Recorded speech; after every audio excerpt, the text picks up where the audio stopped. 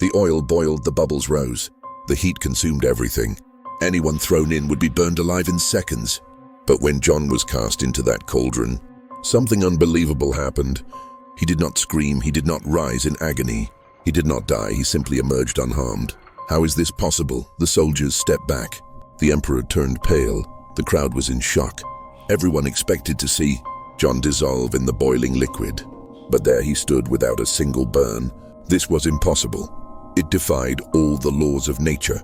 No one has ever been able to explain what happened that day, but Rome would not accept defeat. If even fire could not kill him, they had to find another way to eliminate John. So came the exile, the persecution, the attempts to silence him, but nothing worked. Instead of disappearing, John wrote a book that would transcend the centuries and change the destiny of humanity. And now I ask you, what did he know that no one else did? How did he defeat death and emerge victorious? What made him so unbreakable? Get ready, because this story will change everything you thought. You knew. Imagine standing before certain death. There is no escape, no mercy. Emperor Domitian had issued his sentence. John was to be thrown into a cauldron of boiling oil. The liquid bubbled, ready to devour flesh and bone in seconds. The guards dragged John to the center of the arena, as the crowd eagerly awaited the spectacle. But when he was thrown in, nothing happened. Nothing. The oil, which was supposed to be an instrument of torture and destruction, became harmless. How is this possible? Silence fell over the arena. The spectators widened their eyes, unable to comprehend what they were witnessing. John, sentenced to death, remained standing intact within the boiling oil. The soldiers, accustomed to brutal executions, looked at each other confused and terrified. Even Emperor Domitian took a step back. Something was wrong, or rather, something divine was happening right before their eyes. Think about it. How many times in life have you been thrown into a cauldron of boiling oil? Problems that seemed impossible to overcome, moments when everything pointed to the end. But John proved something that we must truly understand. When you are in the right hands, even fire cannot touch you. This story is not just about the past. It is about the present. It is about you. How far can your faith take you? The mission realized that killing John would not be so easy. If he had survived the impossible, what else was he capable of? How could someone who had defeated death be silenced? The emperor devised a new plan. Exile him, isolate him, erase him from history, but with distance and solitude. Be enough to silence a voice that even boiling oil could not destroy. The answer to that question awaited John on a distant island. If you had to trust your life to just one person, whom would you choose? Jesus made that choice. Among all his disciples, there was one who was closer, more intimate, more trusted. John was not just a follower, he was the beloved disciple. While many only heard Christ's words, John was so close that he could feel his breath, hear his heartbeat. And don't think this was just a nice title. This closeness would completely change his life. At the Last Supper, John was reclining on Jesus' chest, a gesture that showed a bond beyond the ordinary. And when everyone fled at the moment of the crucifixion, who remained John there in the midst of chaos?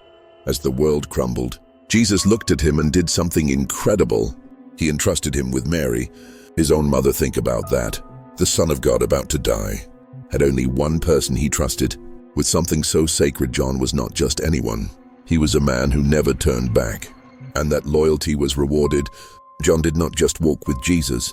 He became the voice that would echo his message. Until the end of time, his gospel is unlike the others. While Matthew, Mark, and Luke focused on the facts, John went further. He revealed the divine essence. His text does not just inform, it transforms. Read John 1, verse 1, and try not to feel a shiver.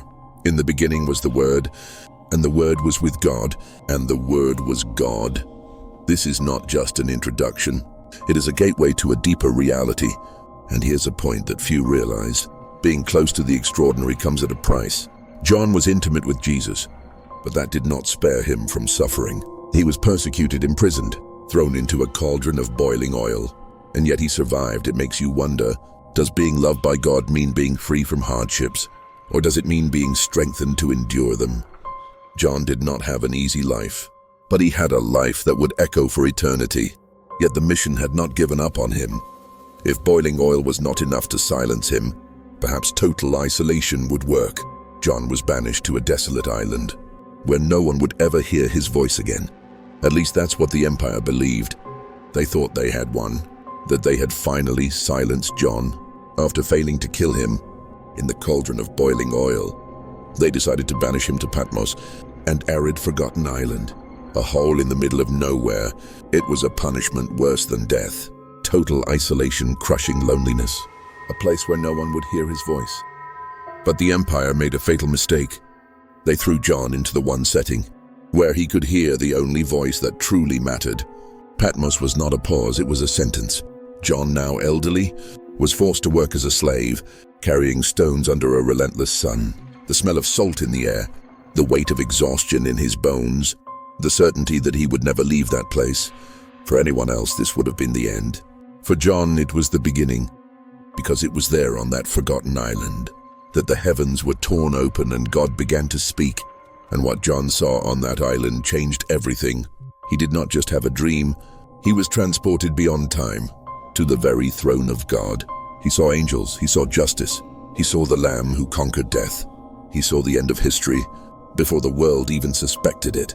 The man Rome tried to erase, wrote the book that no one has ever been able to ignore, the book of Revelation. Now, think, how many times have you felt cast onto an island, forgotten with no way out? Patmos was not just a physical place, it was a state of mind. Jon could have sunk into despair, but he chose to see the invisible. And you, what do you do when everything around you seems lost? Are you just suffering, or are you on the verge of your greatest revelation? Rome thought that would be the end of Jon, but the voice that echoed from Patmos was stronger than any empire. And just when everyone thought his story would end, something unexpected happened. How does someone survive a cauldron of boiling oil? How does someone get exiled to die in obscurity, and instead write one of the greatest revelations in history? Jon did not. He was just an ordinary man, yet he was living proof that the impossible can happen. His survival was not a coincidence, not luck, it was a miracle, a sign that when God sustains someone, no force on earth can destroy them. Joao's story echoes another remarkable episode. The three Hebrews thrown into the blazing furnace. The fire surrounded them, but did not consume them. And more than that, they were not alone. There was a fourth figure with them, protecting them. Joao was also not alone. In the boiling oil, he was not alone. In Patmos, he was never alone. And if this was true for him, it is true for you as well. But here is the detail that few notice. The miracle did not happen before the trial. It came in the midst of it. Joao was not spared from facing the cauldron, but he was preserved within it. God did not remove the three Hebrews from the furnace. He entered the furnace with them. That changes everything, because so often when we face difficulties, we think that God has abandoned us. But what if instead, He is right there in the middle of the battle, making you unbreakable? Think about it. How many times have you gone through something you thought you wouldn't survive? A betrayal, a loss, a failure that seemed final, yet you are here proving that it wasn't the end. Joao is living proof that God's purpose is greater than any sentence of destruction.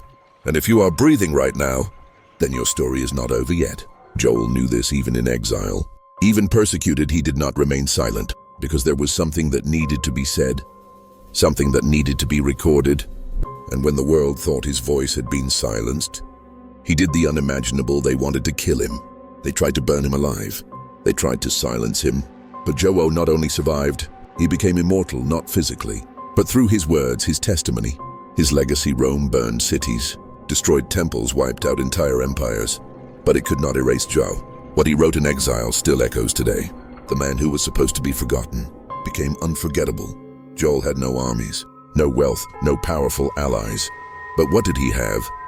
A message that was impossible to ignore. What was written by his hands in Patmos traveled the world, crossed centuries, and reached you. How is that possible? The greatest empire of the time could not silence him. And you still think you need perfect conditions to make history. Now look around. How many names have been erased by time? How many kings, emperors, and generals have vanished into the dust of history? But Joel, he is still here. Have you ever stopped to think about that?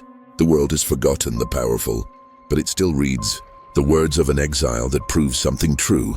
Impact is not in force, but in truth. The empire fell, Joao remained. And here's a challenge for you. What are you building that will outlive time? Will your name disappear, or will it echo through generations?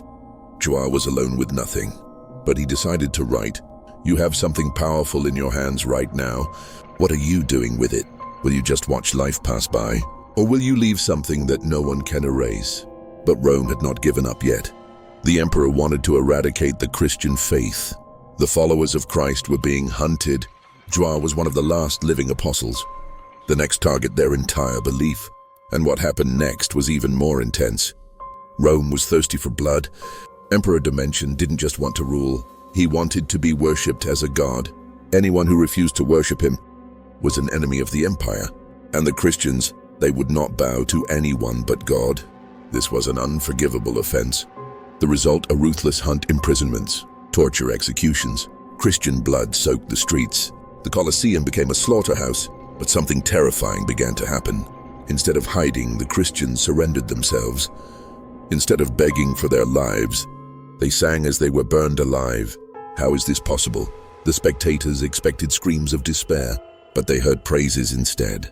The fear that Rome wanted to spread was turning into something dangerous. Unwavering faith, the more Christians died, the more people decided to follow them. How do you defeat an enemy that does not fear death?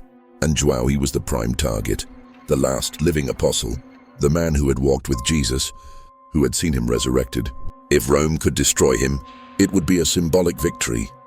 But they had already tried to burn him in boiling oil, and failed. They had already tried to exile him, and he wrote a book that would change the world.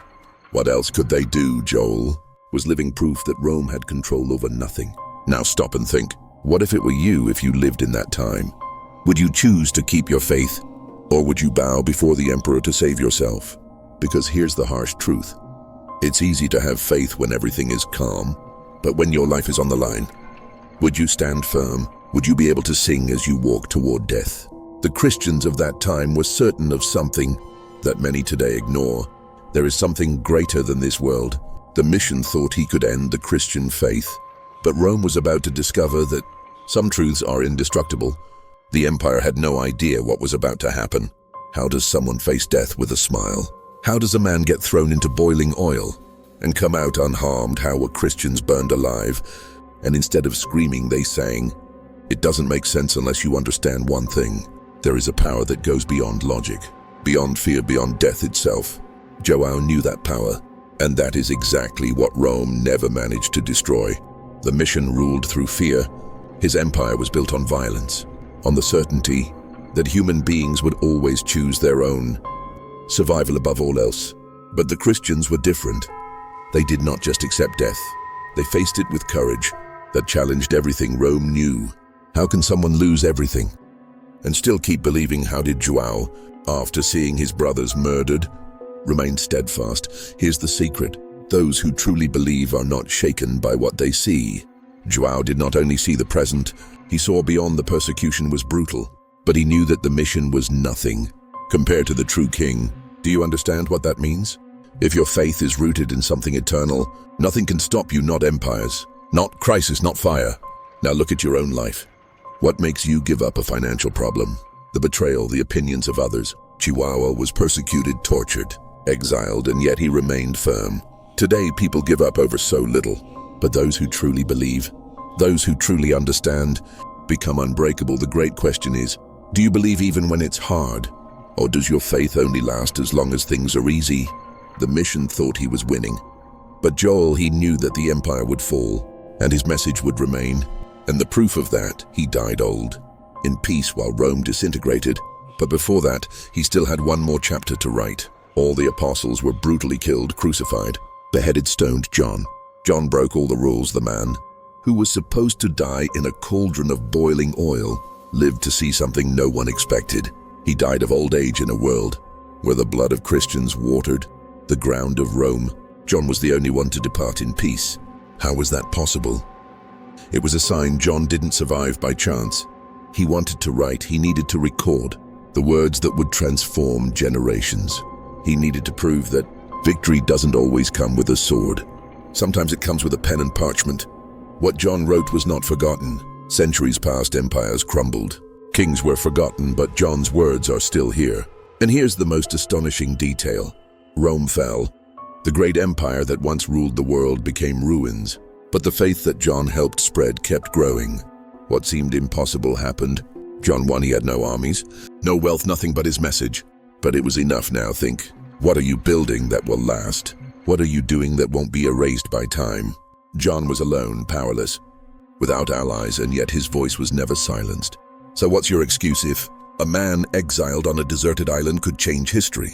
What's stopping you from transforming your own life? John died, but his message lives on. And now the final question is, what are you going to do with it now? You know, John wasn't just a man. He was a living symbol that nothing, not boiling oil, not exile, not the greatest empire in the world, could destroy someone carrying a greater mission. Rome fell, the mission was forgotten, but John's story is still alive, defying the impossible and proving that there is something more powerful than fear. Unshakable faith. And now comes the question you cannot ignore. What would you do in his place? Would your faith endure? Would you face it all with your head held high? Or would you bow under pressure? What separates ordinary people from those who make history? The answer might be right in front of you. Life tests us all. It may not be a cauldron of boiling oil, but you know what I'm talking about. Those moments when it feels like everything is against you, when there seems to be no way out. And then did you give up, or did you become unbreakable? John made his choice. Now yours is in your hands. If this story impacted you, subscribe to the channel and turn on notifications, because there's much more coming. Stories that will challenge your mind, strengthen your faith, and show you what it truly means to win. See you in the next video.